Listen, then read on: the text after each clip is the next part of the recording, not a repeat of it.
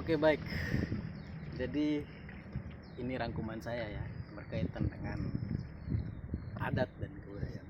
Pertama, secara etimologis asal muasal kata kita harus bisa petakan apa sih itu adat dan apa itu kebudayaan. Pertama, adat itu adalah kebiasaan turun-temurun yang dilakukan berulang-ulang yang telah menjadi tradisi atau ciri khas dari suatu daerah, atau seperangkat nilai dan norma, kaidah dan keyakinan sosial yang tumbuh dan berkembang bersamaan dengan pertumbuhan dan perkembangan masyarakat, desa, atau satuan komunitas masyarakat adat. Atau menurut Wikipedia bahwa adat itu adalah gagasan kebudayaan yang terdiri dari nilai-nilai budaya, norma, kebiasaan, kelembagaan, dan hukum adat yang mengatur tingkah laku manusia antara satu sama lain yang lazim dilakukan di suatu kelompok masyarakat adatnya. Kemudian kebudayaan. Kebudayaan itu berasal dari bahasa Sanskerta, yaitu budaya, yang merupakan bentuk jamak dari budi atau budia atau akal, atau hal yang berkaitan dengan budi atau akal manusia. Bentuk lain dari kata budaya adalah kultur dalam bahasa Latin, yaitu cultura. Oke, itu pengertian dari beberapa referensi yang saya simpulkan untuk bisa kita pahami secara umum ya. Tapi saya ingin bercerita ya tentang pengalaman hidup saya yang pernah terlibat dalam gerakan artinya dulu saya senang ya untuk ya hal-hal yang sifatnya jadi proses pembelajaran bagi saya. Tadi dikatakan bahwa tentang adat dan kebudayaan sudah dijelaskan sedemikian gamblangnya. Terkadang orang itu mendefinisikan tentang adat, kebudayaan atau masyarakat adat lah, itu dilihat dari tarian kan, tarian.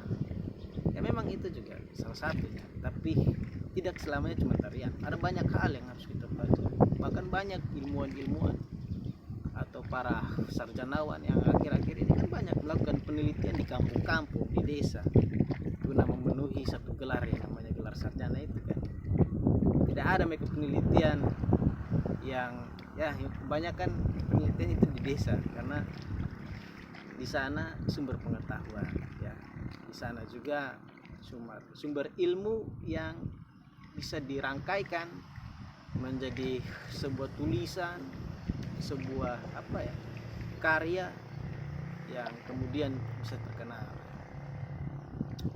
Tapi sebelum daripada hal itu,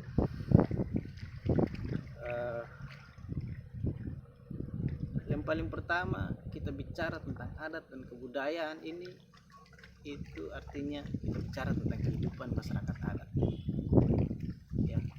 Negara Indonesia 76 tahun kita merdeka,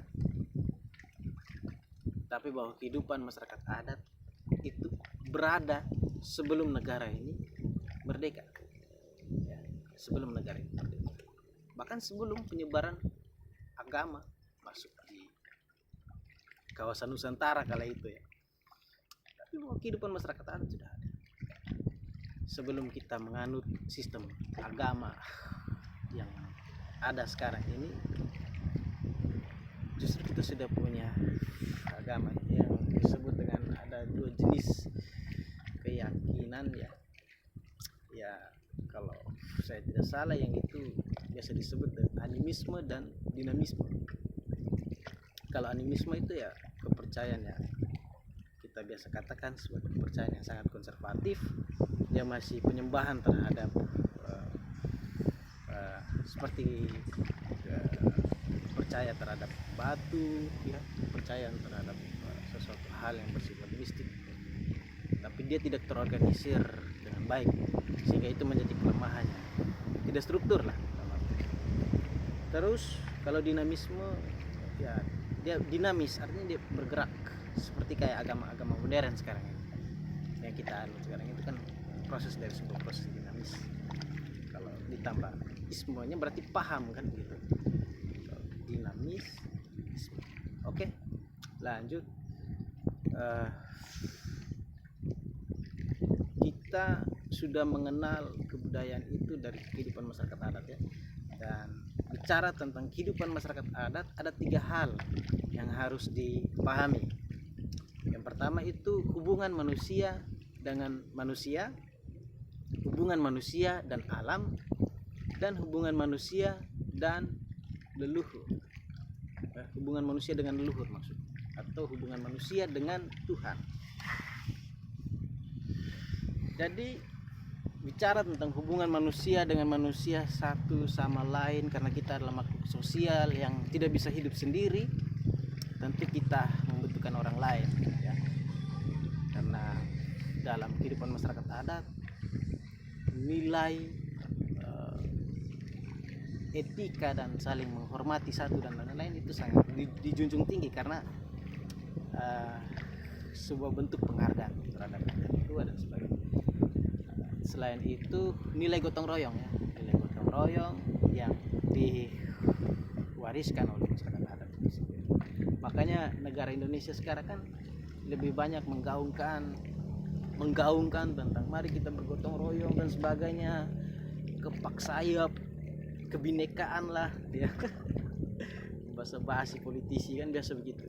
Terus tapi itu mereka pelajari juga dari kehidupan masyarakat adat kan gitu, karena budaya gotong royong kan sudah dari masyarakat adat itu sendiri. Bahkan Bung Karno ketika dia berpidato di depan Dukuri Suzumbito Sakai atau BPUPKI itu dia dia berusaha untuk meyakinkan anggota sidang itu dengan bicara tentang Pancasila, Pancasila sebagai dasar negara. Kan Indonesia mau merdeka, tapi dasarnya apa ya? Pancasila. Makanya Bung Karno berusaha untuk meyakinkan itu, dan ketika tuan-tuan tidak memahami dari maksud dari 5 sila yang dia paparkan kayak gitu kan, kemudian diperas menjadi Trisila, jadilah kemudian diperas menjadi Ekasila. Itu maksudnya untuk lebih mempermudah pemahaman anggota sidang, karena dengan Ekasila yang dimaksudkan itu kan asas gotong royong. Nah, asas gotong royong itu kan diambil dari sebuah kehidupan masyarakat adat yang memang sudah menjadi ciri khasnya.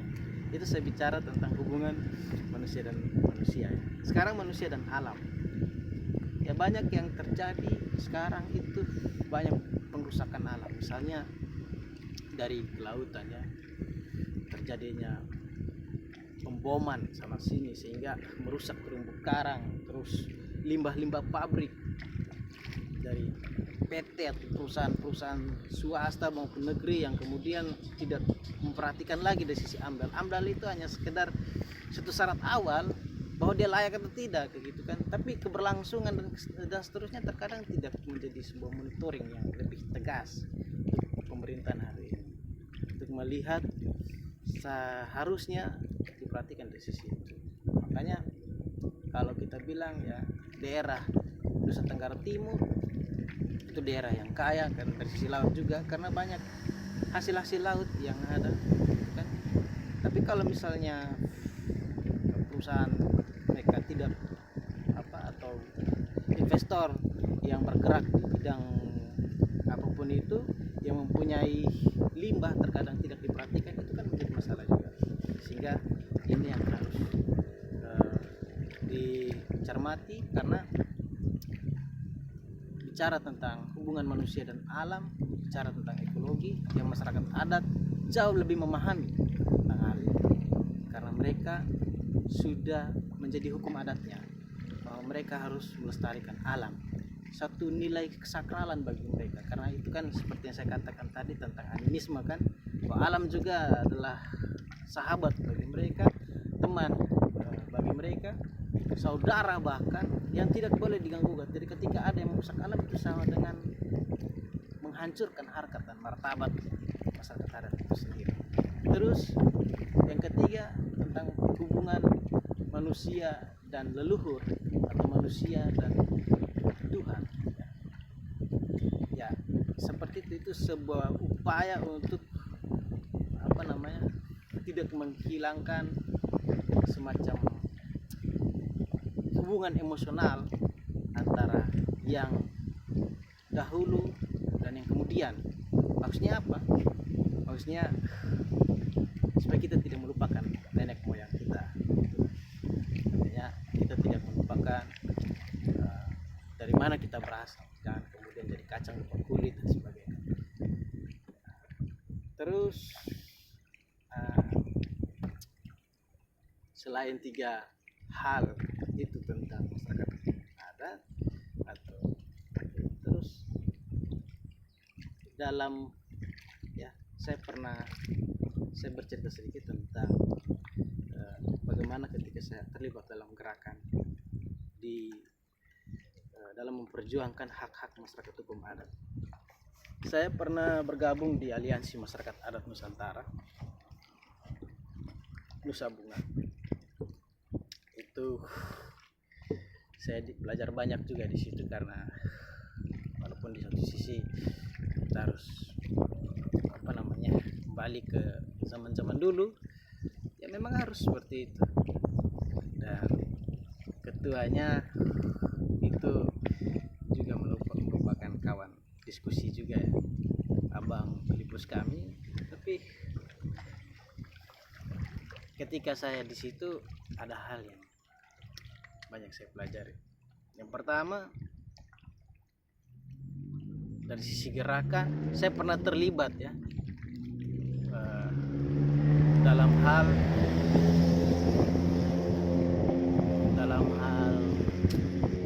di di Rendu Butowe, kalau bisa Rendu Butowe pada tahun 2018. Ada penolakan masyarakat di sana terhadap pembangunan waduk Lambo. Pembangunan waduk ini kan menjadi isu nasional, bukan lagi isu nasional, yang ada menjadi nawacita terkait dengan pembangunan waduk juga, pembangunan dari pinggir, upaya presiden untuk membangun waduk. Tapi kenapa kemudian masyarakat menolak di sana? Karena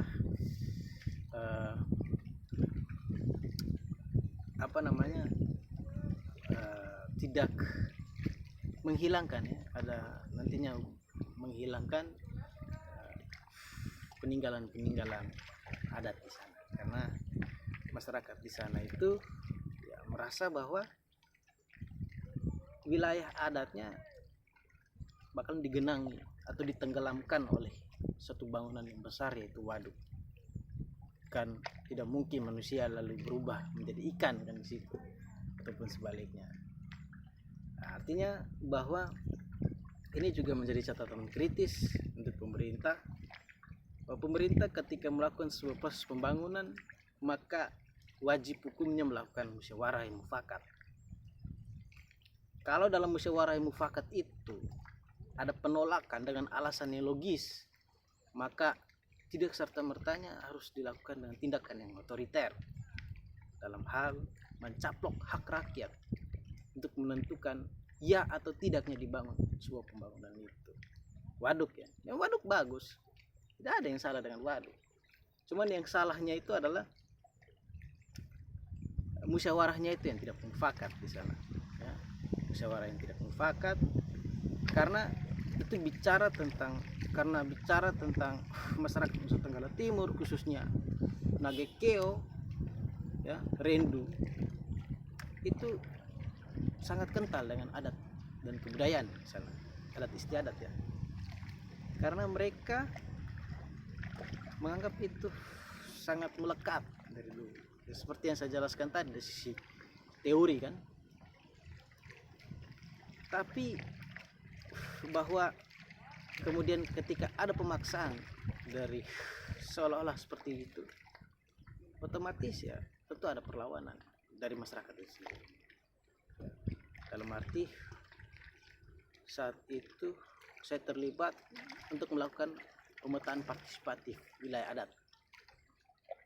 Oke, menjadi pertanyaan sekarang kan, negara Indonesia kita sudah merdeka nih. Unsur-unsur terbentuknya sebuah negara kan kita tahu ada 3 hal. Yang pertama adanya wilayah, yang kedua rakyat, yang ketiga pengakuan kan dari negara-negara lain. Nah, tapi kenapa kemudian kehidupan masyarakat adat sekarang ini kalau mau dibilang masih dalam proses yang diskriminatif terhadap negara sendiri? Sementara ya, saya teringat dengan bahasa dari Bung Karno bahwa dia pernah bilang, perjuanganku lebih mudah karena mengusir penjajah, tapi perjuanganmu akan sulit karena melawan bangsamu sendiri. Benar. Kenapa kemudian kita melawan bangsa sendiri ya? Kenapa kemudian masyarakat adat itu didiskriminasi dalam negara ya? Karena apa yang menjadi hak ulayatnya itu tidak diakui, terkadang tidak diakui negara. Karena kita bicara tentang negara, kita bicara tentang pemerintah, itu sangat dekat ya, otomatis sangat dekat dengan asing, karena mereka sangat support untuk investasi dan sebagainya. Tahu sendiri kan kalau asing sudah masuk, kita mana tahu permainan di atas itu, kita mana tahu monopoli di atas, sehingga yang menjadi korbannya adalah rakyat yang mempunyai hak. Sebenarnya kedaulatan tertinggi kan ada di tangan rakyat, tapi seolah-olah itu hanya menjadi omong kosong belaka ya.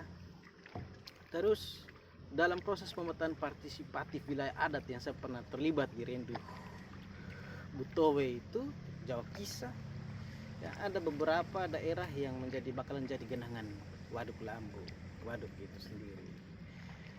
Dan tentu